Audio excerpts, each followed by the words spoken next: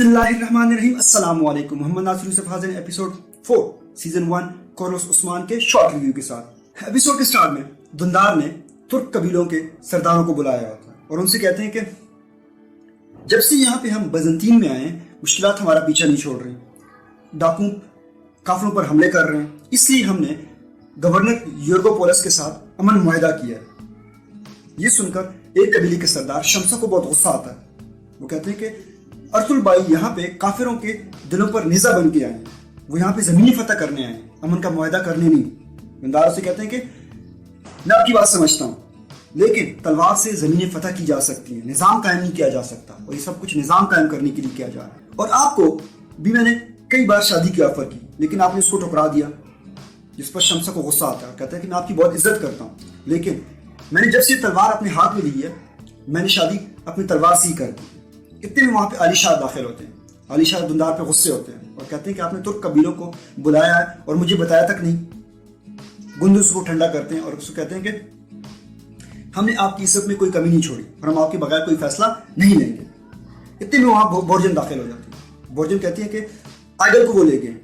दुंदार कहते हैं कि किसकी इतनी हिम्मत हुई कि मेरी बेटी को ले गए। आगल कहती है कि कालनुस के सिपाही थे और वो कह रहे थे कि उस्मान ने गवर्नर को कत्ल कर दिया और अब वो इसको दाने के तौर पर इस्तेमाल करेंगे उस्मान को पकड़ने के लिए, और उसने आपको भी किले में बुलाया। धुंधार बहुत गुस्से में आ जाती है। सब सिपाहियों को हुक्म देते हैं कि सारे तैयार हो जाओ, हम किले पर जाएंगे, और अगर हम वापस ना आए तो इनके सर कलम कर दीजिए। आइदल को किले के दरमियान में बिठा दिया जाता है।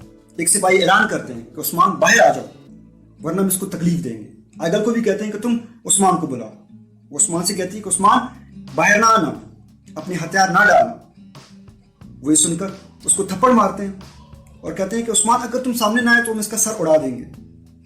उस्मान सब कुछ देख रहे होते हैं, उसको भी बहुत गुस्सा आ रहा होता है, लेकिन सिपाही उसको रोक लेते हैं और उसे कहते हैं कि ये वक्त अकल से काम लेने का है। सोफिया कालनुस को अपना नायब मुकर्रर कर देती है और फिर कहती है कि अब से मेरा एक ही मकसद है, तुर्कों को मारना और गवर्नर का बदला लेना।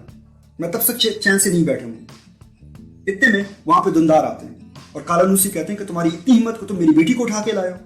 कालनुस से कहते हैं कि तुम मेरी किले में मुझे धमकियां दे रहे हो, हालांकि आपको पता है कि उस्मान ने गवर्नर को मारा। दुंदार कहते हैं कि गवर्नर को उसी दिन मार देना चाहिए था जिस दिन मैं यहाँ पे मुआहदा करने आया था, और उस्मान बेकसूर है। सोफिया कहते हैं कि अगर उस्मान बेकसूर है तो उसको सबके सामने आना चाहिए।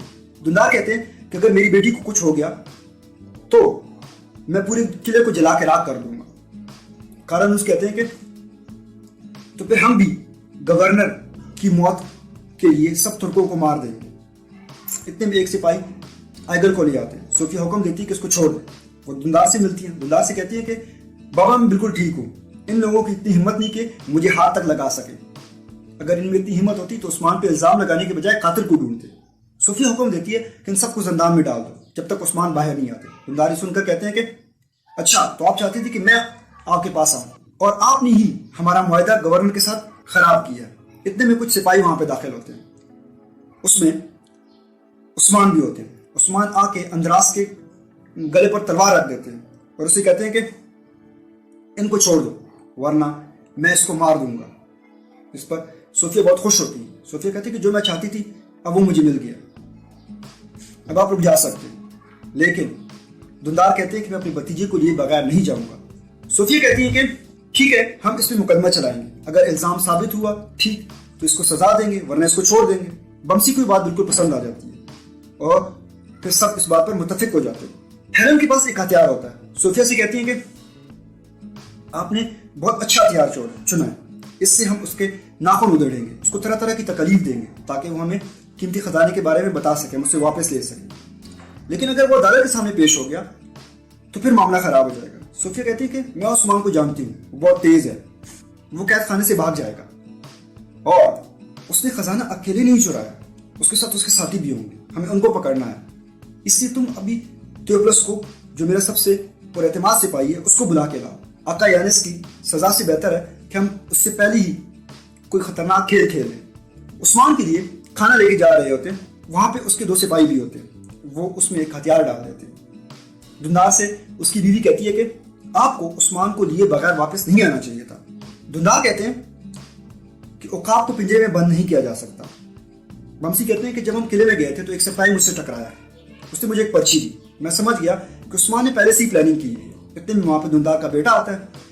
वो कहते हैं कि अभी भी आप उस्मान के शुक्रगुजार हैं, उसने आपको और मेरी बहन को मुश्किल में डाला। जिस पर आइगल को गुस्सा आ जाता है। आइगल कहती है कि भाई उसने अपनी जान को खतरे में डालकर हमें बचाया है, और आप खुद सोच लें आपने उस्मान के लिए कबीले में कोई जगह छोड़ी है। और इसी पर किसका इख्तिताम हो जाता है। वस्सलाम।